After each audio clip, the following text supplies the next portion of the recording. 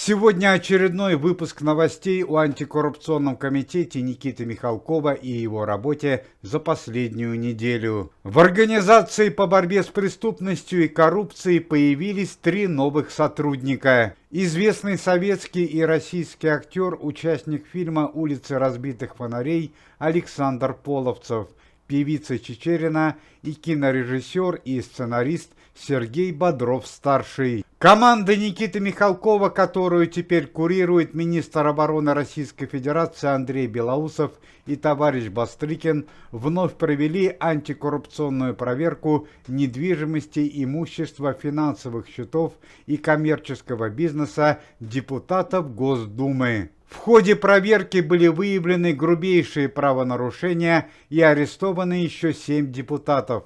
На данный момент, благодаря работе антикоррупционного комитета, под стражей находится 61 представитель власти.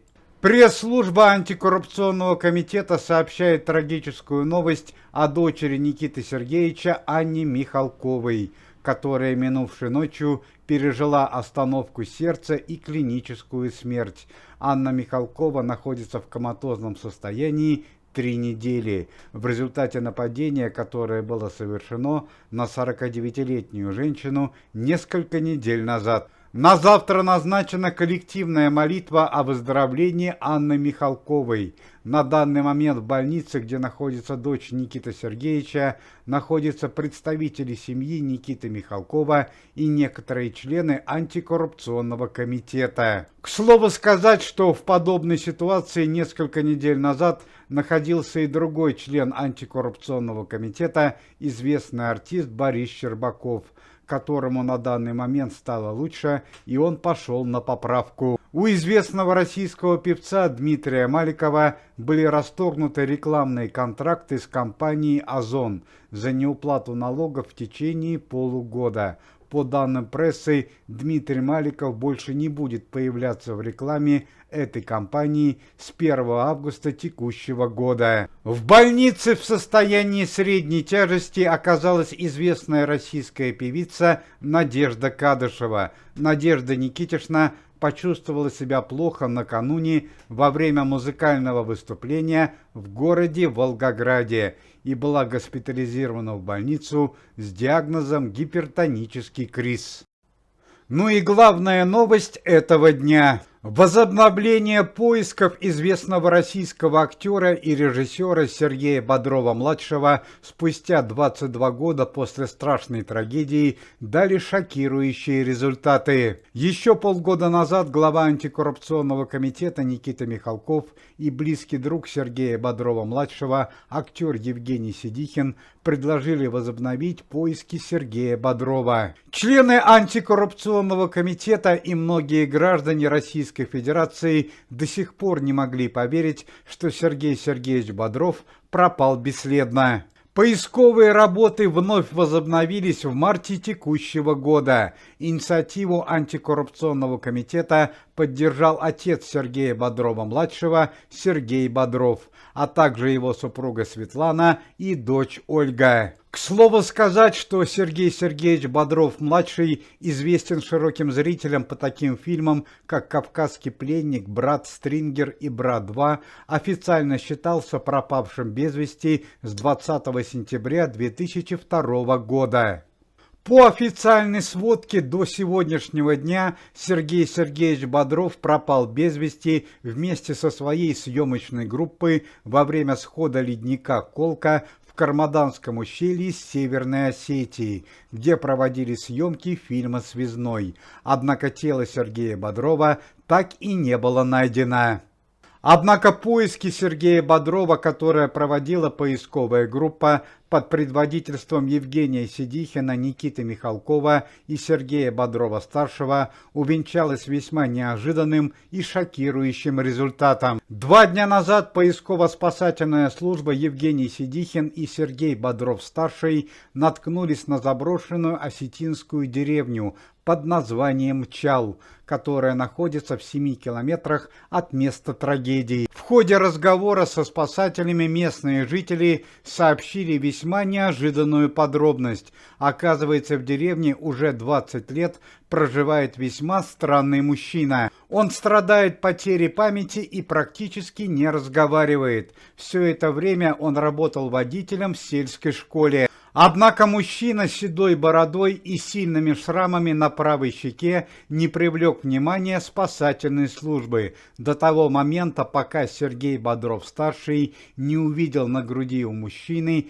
медальон, оберег, который он дарил своему сыну 25 лет назад. Мужчина наотрез отказался сбривать бороду и не узнавал окружающих, в том числе Евгения Сидихина и Сергея Бодрова-старшего. Однако все же после проведения необходимой процедуры мужчина предстал совсем в другом виде. На фото, хотя и с большим трудом, можно узнать, что на фотографии находится Сергей Бодров, правда значительно постаревший и убеленный сединами. На данный момент вся общественность России находится в шокирующем состоянии. Сергей Бодров-старший после неожиданного известия попал в больницу с инфарктом. Пока абсолютно неизвестно, сможет ли Сергей Бодров адаптироваться к нормальной жизни. Мужчина полностью потерял память и речь. К тому же абсолютно неизвестно, где он находился 2 года до появления в деревне. К слову сказать, что официальные поиски Сергея Бодрова проходили 4 года, с 2002 по 2006 года.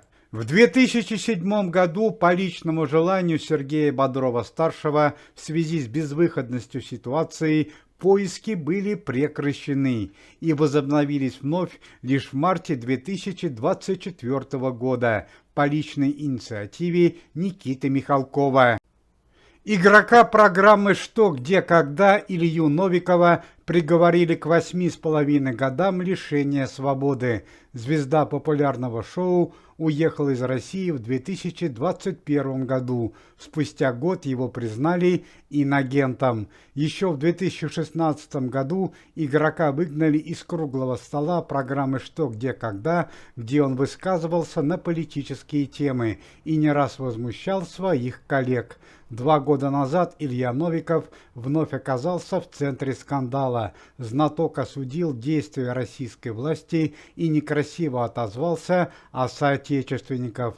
Сегодня Гагаринский суд города Москвы заочно приговорил бывшего участника к 8,5 годам лишения свободы. Супруга певицы Валерии Иосифа Пригожина и сына актера Михаила Боярского, депутата Сергея Боярского, через 2 дня направят в следственный изолятор. Причина ареста – злоупотребление властью, финансовое мошенничество, связанное с недвижимостью, и получение взяток в особо крупном размере. Певицу Надежду Бабкину оштрафовали на 1 миллион рублей за срыв концерта в городе Уфе. Надежда Бабкина появилась на музыкальном выступлении с 2-часовым опозданием. Зрителям музыкального выступления была выплачена денежная компенсация в размере 15 тысяч рублей на каждого зрителя. Главный герой фильма «Приключения электроников» Владимир Турсуев попал в тяжелейшее ДТП на трассе в Кировограде. Иномарка артиста совершила столкновение с грузовой фурой.